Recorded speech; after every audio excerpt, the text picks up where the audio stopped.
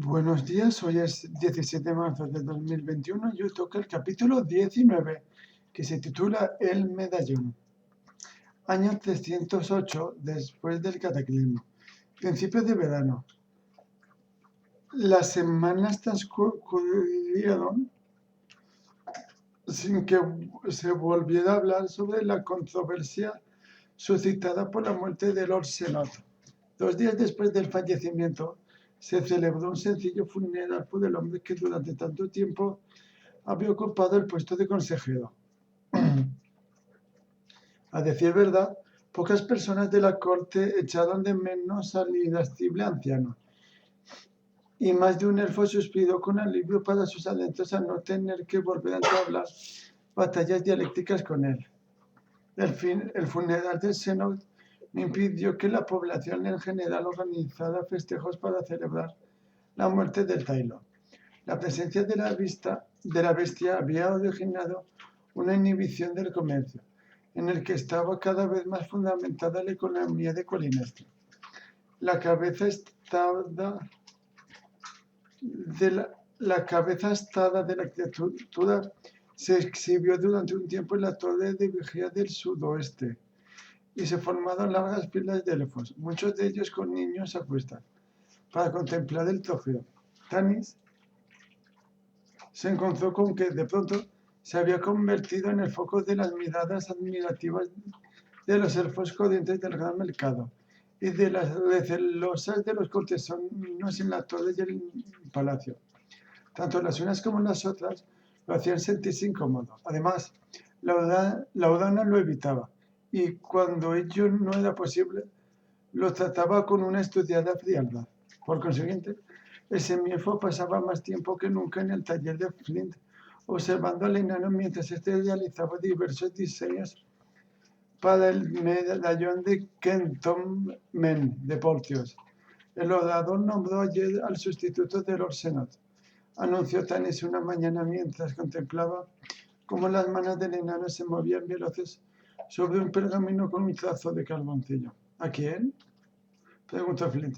A Litanas, por supuesto.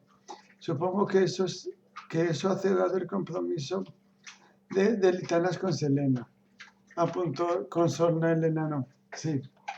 Ulten deambula por el palacio como un alma en pena, suspirando y mirando a Selena como un... Tanis estrujó el cerebro en busca de un símil adecuado. De pronto, el golpeteo de unos cascos lo sacó de sus reflexiones, y pies ligeros apareció en el umbral del taller con un brillo afectivo en sus límpidos ojos marrones, como un mulo al que han dado plantón. Farfullando un juramento entre dientes, Flint soltó el carboncillo y se interpuso en el camino de la mula cuando el animal ya plantaba la pezuña en el interior del taller. La condujo de vuelta al cobertizo mientras la regañaba. Cuando los rezongos del enano se perdieron en la distancia, Tanis se levantó de la silla y se acercó a la mesa. Sobre el tablero se esparcían más de una docena de dibujos en los que aparecía un medallón en diferentes perspectivas. Flint trabajaba con varias combinaciones de símbolos elfos, hojas de álamo, por supuesto, y otros elementos del bosque. Incluso había esbozado una caricatura de Portios en la que se reflejaba su carácter terco y firme, pero quedaba demasiado enfatizado por el permanente ceño del noble elfo. Flint había techado con una gran X el dibujo. Tanis eligió el diseño de un medallón en el que se entrelazaban hojas de álamo y doble y yeda. Era el que más le gustaba de todos. Flint regresó al taller y cerró la puerta con un sonoro golpe, impidiendo de manera inadvertida el paso de la agradable brisa que aliviaba el calor del estío. Con la llegada de las temperaturas altas, el enano se había despojado de su habitual túnica y vestía unos pantalones de tejido ligero de color alvedena y una camisola amplia, con un tono semejante al del huevo de un petirrojo. Llevaba los faldones metidos en el pantalón de cualquier manera y las mangas remangadas. Condenada mula, gruñó el enano. He hecho 4 pestillos diferentes para su cuadra y se ha buscado las mañas para abrirlos todos. Te adora, Flint. El amor lo puede con todo, ya lo sabes. Comentó Tanis disimulando de una sonrisa. Mi madre solía decir, con amor y una moneda de cobre tendrás un bocadillo de queso y un pan zurdo en el mercado del sábado. Apuntó el enano, que de nuevo había volcado toda su atención en el dibujo. Tanis abrió la boca para hacer un comentario sobre los diseños, pero la cerró de golpe sin haber articulado una palabra. Miró a Flynn con desconcierto. ¿Y bien? Preguntó por último. ¿Y bien qué? Repitió el enano, arqueando las espesas cejas. ¿Qué significa esto? Inquirió Tanis. Solo Lodeox lo sabe, respondió Flint mientras cogía el carboncillo otra vez. No es más que un refrán que decía mi madre. Ah, el enano no dio la vuelta a los dibujos para mostrárselos a Tanis. ¿Cuál te gusta más? Inquirió. Ese mielfo señaló el de las hojas entrelazadas. Pero me parece demasiado simple. Eso mismo pensé yo, dijo Flint estudiando el dibujo. El problema está en que no sé si emplear metal o madera para hacer el medallón. Tanis le dijo una mirada interrogante. En apariencia, explicó el enano, la madera sería una buena elección, pues mostraría la conexión entre los elfos y la naturaleza. Pero un medallón tallado en madera recordaría uno de esos discos de abedul que los niños emplean como monedas para jugar. Flint dio otra vez la vuelta a los dibujos. Y esa no es precisamente la imagen más adecuada para conmemorar la mayoría del heredero del orador. ¿Y qué tal en acero? Sugirió Tanis. Bueno, es un metal precioso, musitó Flint con expresión abstraída. Pero cualquier obra realizada en acero da la impresión de frialdad y rigidez. Pongamos por caso el colgante de tu madre. Tanis acarició la guarda de la espada que siempre llevaba consigo. Fuera donde fuera. Es precioso, pero, de algún modo, distante, hermoso y muy significativo para ti, su hijo, pero no es cálido. Tanis contempló en silencio al enano, que se acordó en la mesa y apoyó la frente en las manos. No me queda mucho tiempo, se quejó Flint. El Kentomen se celebra dentro de 2 semanas y todavía he de presentar los diseños al orador para que les dé su visto bueno. Ese mielfo no hizo comentario alguno. Flint se frotó los ojos, se levantó de la silla y cruzó la habitación hacia un aparador de doble en el que había una bandeja con frambuesas. Con un cucharón llenó 2 cuencos de vados con las bayas. ¿Otro regalo de tía Ilea? ¿Como esa camisa que luces hoy? Estás de punta en blanco, comentó Tanis con Rintintín. Flint le dirigió una mirada suspicaz. ¿Qué es exactamente lo que quieres decir con ese comentario? Oh, nada, respondió el semielfo, a la vez que alzaba las manos en un burlón gesto de bendición. Ailea es una buena amiga, dijo Flint, apuntando con el cuchillo a Tanis. Y he de añadir que tú mismo has pasado mucho tiempo con ella en las últimas semanas, muchacho. ¿Quieres que traiga la crema para echarla en las frambuesas? Preguntó el semielfo mientras cogía una baya y se la metía en la boca. El enano conservaba frescas sus provisiones, incluida la leche y la crema, metidas en tarros de cerámica sellados que sumergían en un manantial que había en el patio trasero de la casa. Flint se llevó a la boca un buen puñado de frambuesas, cerró los ojos y masticó despacio. Así están estupendas, musitó. Abrió los ojos y miró a Tanis de hito en hito. En cualquier caso, le pago a Ilea con juguetes. Estos no son regalos. El enano cogió el cuenco y regresó a la mesa para seguir examinando los dibujos. Tanis pensó que más valía cambiar de tema.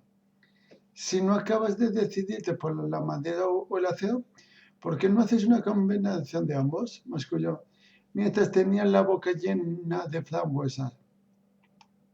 Flynn asintió con un gesto ausente. Entonces se volvió hacia el semielfo. ¿Qué has dicho? Inquirió. ¿Que por qué no combinas? Pero Flynn ya no le hacía caso. Había cogido otra hoja de papel y dibujaba trazos con entusiasmo. Farfulló algo para sí mismo, pero Tanis no entendió lo que decía. El semielfo se suspiró. ¿Qué más da? Hacía tanto calor que estaba modorado. No le vendría mal una siesta. 5 minutos más tarde, el semielfo, hecho un ovillo sobre el catre del enano, se había quedado dormido. Ya había transcurrido buena parte de la tarde cuando por fin Flint levantó la vista del dibujo en el que trabajaba. Echa un vistazo a esto, muchacho. Necesito que me des tu opinión. Se volvió hacia Tanis, pero el joven seguía adormilado y no le hizo caso. ¡Vaya! Flint lanzó otra fugaz ojeada al dibujo, enrolló la hoja y la metió en un cilindro y salió del taller cerrando la puerta sin hacer ruido. Media hora después, el enano desenrollaba el pergamino sobre el escritorio del orador, en el despacho de la toda. Solostadán se inclinó sobre el diseño del enano para examinarlo. He decidido combinar oro, plata, acero, cuerno, codal rojo y malaquita, dijo Flint con excitación. Y madera de álamo. El dibujo mostraba un medallón de un tamaño aproximado al puño de un niño. En el disco se representaba un paisaje, con una lama al fondo y un sendero que discurría entre abetos y conducía a una colina. Tras la colina asomaban 2 lunas. Haré la medalla uniendo una lámina posterior de acero con otra anterior de oro. En la de oro esculpiré 2 figuras de los árboles, la luna y el camino. Solo estarán asistió en silencio. Era una idea brillante. ¿Y qué me dices del codal y la malaquita? Preguntó. ¿En dónde encajan? La pieza lleva incrustaciones, explicó Flynn. Una vez que haya unido las 2 láminas, le llenaré el contorno de los árboles, malaquita para las hojas y las ramas, y cuerno marrón para los troncos. El camino lo haré con cuerno y acero. Una de las lunas, lo unitario, será de codal rojo. La otra, solinario, será de plata. Es precioso, pero tiene mucho trabajo. ¿Crees que podrás terminarlo en solo 2 semanas? Solostadán parecía dudoso. Flint le guiñó un ojo a la vez que cogía un puñado de higos secos y almendras confitadas del cuenco de plata que había sobre el escritorio. El cuenco siempre estaba lleno cuando Flint visitaba al orador, pero el enano nunca se planteó el significado de aquello. Se limitaba a felicitarse por su buena suerte de tener un amigo cuyos gustos coincidían con los suyos. La parte difícil es discutir la idea. El resto resulta sencillo. ¿Está bien el diseño?, preguntó Flynn con seguridad, consciente de que al orador le gustaba, pero deseoso de escucharlo de sus labios. Es perfecto, aseguró Solostadán. Una amplia sonrisa iluminó el rostro del enano. Estupendo. Entonces me pondré manos a la obra ahora mismo. Alargó la mano para coger el dibujo. Maestro Forge, Flint, lo interrumpió Solostadán. El enano miró a su amigo. ¿Qué comentarios corren acerca de la muerte de los Selot?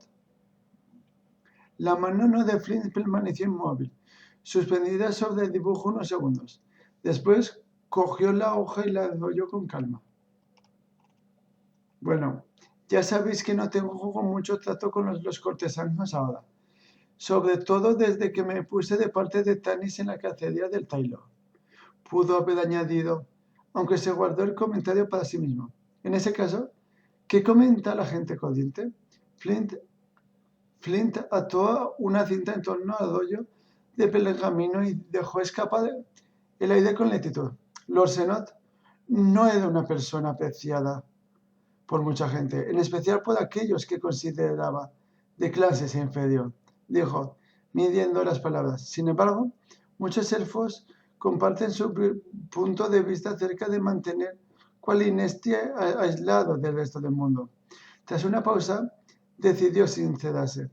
Esos mismos elfos no aprueban mi presencia aquí, y tampoco les entusiasma la idea de permitir que vivan semielfos en la ciudad. Siempre hay fanáticos en todas las sociedades, murmuró Solostadán. La cuestión es, ¿cuál es su preponderancia? Eso lo ignoro, señor. Llámame orador, comentó Solostadán con una débil sonrisa. ¿Recuerdas cuando te dije eso el día que llegaste a Colinos? ¿Que si lo recuerdo? Le sopló el enano. ¿Cómo iba a olvidarlo? ¿Cuántos tipos reciben lecciones de protocolo cortesano del orador de los soles en persona? Solostadán guardó silencio. Al cabo de unos segundos su sonrisa y la del enano se borraron. Muchos cortesanos no están molestos, Flint. Dicen que protejo a Tantalas porque estaba bajo mi tutela. Dicen que debería desterrarlo. ¿Desterrar a Tanis? ¡Eso es absurdo!, exclamó Flint. Él no mató a Senot. Midal explicó que la explosión mágica pudo desviar la segunda flecha. Flint. He hablado con varios magos durante las últimas semanas y todos coinciden en lo mismo. Circunstancias tales como las descritas por Midal son extremadamente improbables. Su explicación requeriría que la poderosa magia del Taile rebotara en un mago tan poco diestro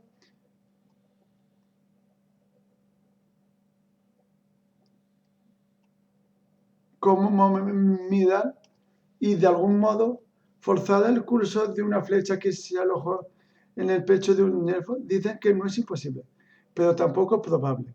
Para empezar, un incidente de este estilo habría matado a cualquiera que no fuera un poderoso mago. Hace semanas que consulto con un experto tras otro, esperando encontrar a uno que diga, sí, es probable que ocurriera así. Solostadán le tiró el sillón del escritorio y se volvió de cara a los ventanales. Es imposible, Flint. Nadie que entienda de magia admitirá esa posibilidad. A despecho del calor que reinaba en el exterior, el edificio de mármol y cuarzo se mantenía frío. Flint se estremeció. ¿Qué haréis, soldador? ¿Qué puedo hacer?, preguntó a su vez Solostadán, cuyos movimientos irritados hicieron susurrar los pliegues de la túnica. Me encuentro ante una situación en la que el testigo más próximo, alguien en quien confía plenamente, afirma que la explicación más lógica, es decir, que Tanis se dio el disparo, no es cierta. Las otras explicaciones me exculparían a mi protegido se consideran prácticamente imposibles por elfos expertos en el tema. Ello me lleva a una conclusión. Lo que le ocurrió a Senot no pudo haber ocurrido, y aún así sucedió. El orador se incorporó y empezó a pasear frente al inmenso ventanal. Mis cortesanos esperan que haga algo, pero el fallo que quieren que dé es moralmente inaceptable desde mi punto de vista. No puedo desterrar a Tantalas por el mero hecho de que a unos cortesanos nos mojigatos y este hecho de mí les molesta su presencia. Ya han encontrado un modo de librarse de él. Sin embargo, regresó a su asiento, en el que se dejó caer con pesadez.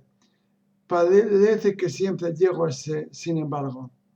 Flynn se devanó los sesos en busca de una respuesta, pero tenía la mente en blanco. Todo cuanto pudo hacer fue prometer que pensaría en ello y que estaría atento a los comentarios para calibrar la opinión que los elfos corrientes tenían sobre el asunto.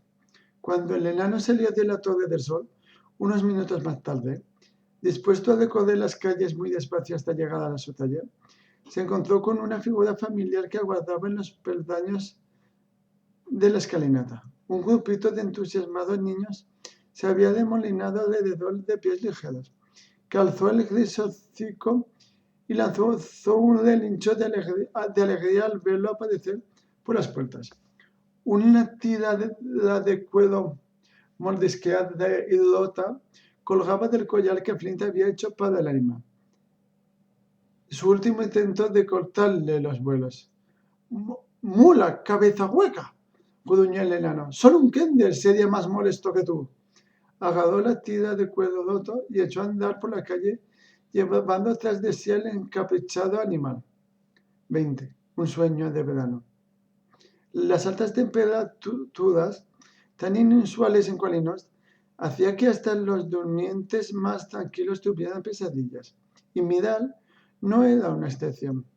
De nuevo estaba en la caverna. Del techo colgaban estalactitas, que brillaban con un fulgor interior. Aquel brillo era la única iluminación de la cueva. Del húmedo suelo brotaban estalagmitas. El piso estaba tan resbaladizo que Midal apenas lograba guardar el equilibrio. Entonces miró hacia abajo y vio que calzaba unas sandalias de fino cuero, del tipo que llevan los niños elfos. Su mono estaba desgarrado y sucio por las continuas caídas. Midal no sabía cuánto tiempo llevaba en la caverna. Parecía que habían pasado días, pero los niños tienen un sentido del tiempo muy especial. No sentía hambre. Había deambulado por las cuevas, recorriendo el túnel tras túnel, buscando en todo momento la presencia que lo llamaba. Y, de manera fortuita, había encontrado comida cada vez que se le abría el apetito. Como niño que era, no le había extrañado esta circunstancia. Se limitaba a comer hasta saciarse y después reprendía la marcha. No estaba realmente asustado. En cierta ocasión, en que sintió sueño, se topó con un cálido lecho que había junto a un muro, con una mullida almohada y una colcha de franela con el pico doblado como si le diera la bienvenida. Más tarde, cuando se despertó, lo esperaba un plato de kitpá recién tostado y untado con azúcar y canela. El pequeño Midal había aceptado estos regalos, sin plantearse en ningún momento de dónde procedían. Si alguien le hubiera preguntado, habría dicho que probablemente los enviaba a mamá, a pesar de que no la había visto desde lo que al pequeño le parecían siglos. Cuando lo había llamado desde la boca de la cueva y le había dicho, regresa aquí ahora mismo, jovencito. Hacía tanto tiempo. Ya no sabía dónde estaba la entrada de la caverna, ni tampoco dónde estaba Colinos, ni mamá. La presencia lo llamó desde lo profundo de la cueva. No obstante, con la llamada llegó un zumbido, un humor que desconcertó al pequeño Midal. El sonido despertaba en él una sensación mezcla de temor y alivio. La presencia lo quería, le daría consuelo. De pronto, la llamada se hizo más urgente, como si la presencia estuviera asustada y enfadada a la vez. Acércate, pequeño elfo, acércate. Te protegeré. Te proporcionaré cuando necesites y me liberas. Ven, pequeño, por aquí. En aquel momento, Midal supo a dónde tenía que ir. La presencia se lo había dicho. Puso en movimiento sus regordetas inseguras piernas y corrió túnel tras túnel. Giró un recodo a toda velocidad, sabiendo que la presencia estaba cerca. Y un súbito destello luminoso inundó la nueva cámara a la que había llegado Midal. Pasaron varios minutos sin que pudiera ver nada.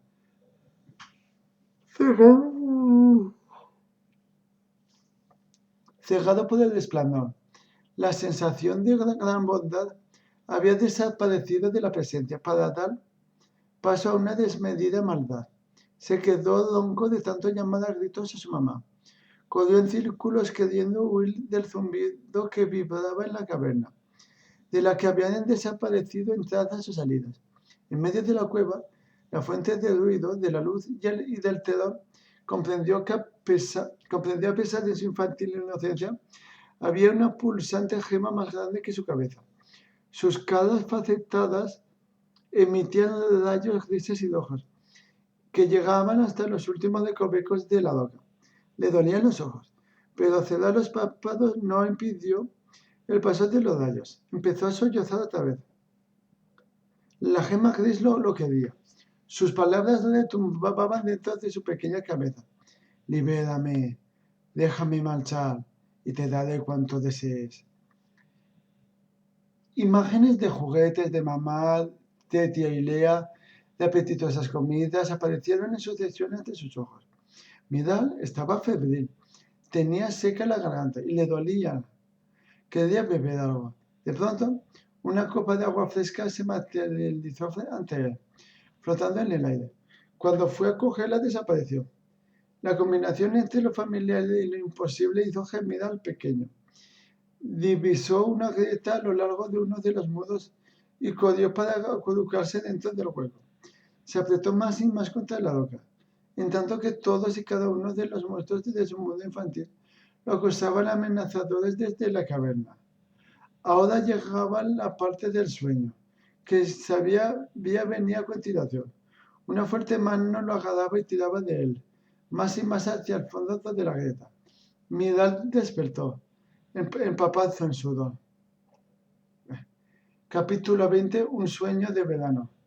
Las altas temperaturas tan inusuales en Colinos hacían que hasta los durmientes tranquilos tuvieran pesadillas. Uy. Y Midal me da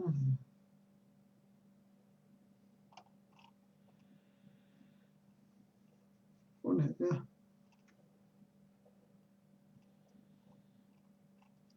Ya está.